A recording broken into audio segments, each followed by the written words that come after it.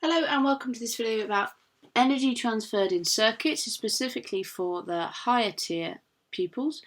And it's in relation to this equation here, which you'll perhaps have to use as a higher tier candidate on your paper.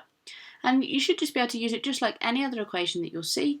And it relates energy, which we measure in joules, with potential difference in volts, and charge in coulombs, which is a capital C. I'll just write that coulombs out here just so you can get used to seeing that word. And this is saying that we can calculate the energy transferred by an appliance by measuring the potential difference across that appliance and the charge that flows through that appliance. So a typical question that you might get asked is one like this. There is a potential difference of 4.5 volts across each lamp. A charge of 5 coulombs flows through each lamp every 5 seconds. Calculate the energy transferred. And we've got a little bit of extra information here that we don't need, but we need to remember that we need E equals V times Q. We need the energy transferred to each lamp.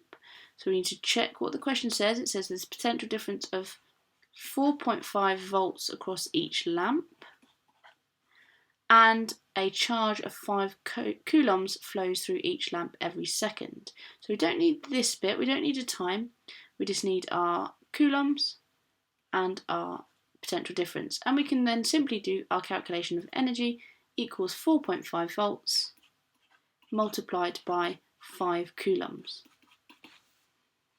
And then we'd have our answer of 22.5 joules.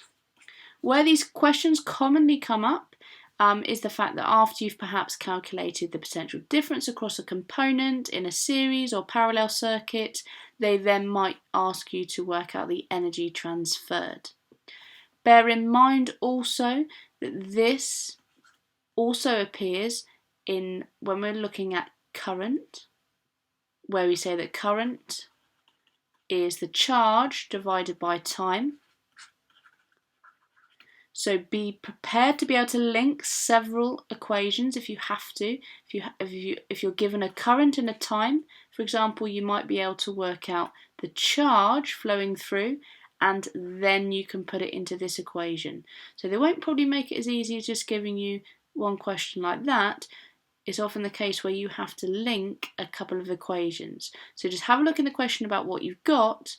If you can calculate the charge, you can perhaps then put it into this equation.